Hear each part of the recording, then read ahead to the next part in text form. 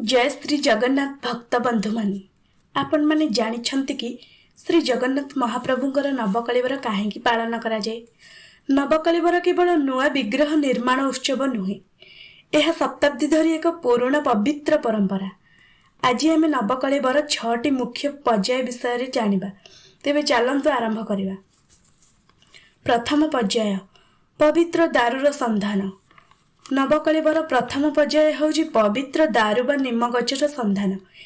एही गछ साधारण गछ नुहे, शास्त्र रे वर्णित विशेष लक्षण थिबा गछ को ही चयन करा जाए। एही पवित्र काठ को महाप्रभुंकर नूतन विग्रह निर्माण करा जाए। द्वितीय पर्याय पवित्र दारूर श्रीक्षेत्र आगमन।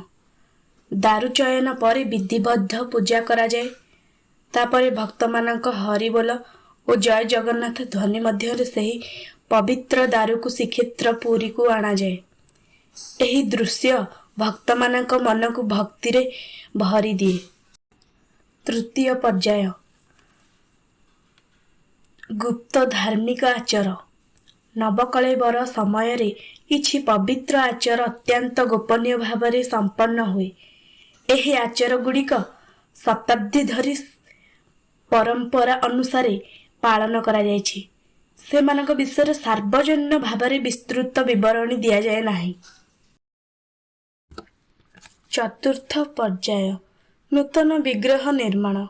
पवित्र दारू महाप्रभु जगन्नाथ, बलभद्र, देवी सुभद्रा एवं सुदर्शनकर नूतन विग्रह परंपरा अनुଯାयी निर्माण करा जाए। एही कथा निर्दिष्ट सेवायत मानक द्वारा संपन्न हुए।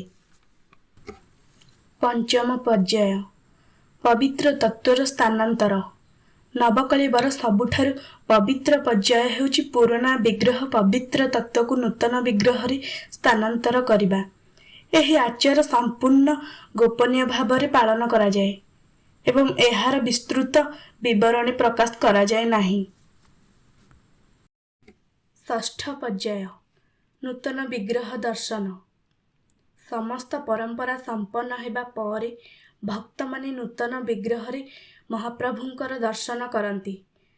नवकलेवर आमको यही शिक्षा दिए जे शरीर परिवर्तनशील किंतु आत्मा चिरंतन। यही परंपरा भक्ति, विश्वास और संस्कृतिर एक अमूल्य प्रतीक। यही वीडियोटी भल लगी निहाती गोटे लाइक करंतु, परिवार और सांगसाथी मानक सहित शेयर करंतु एवं जगन्नाथ बाणी 1 चैनल को सब्सक्राइब करंतु। भल लगी निहाती गोटे कमेंट करंतु।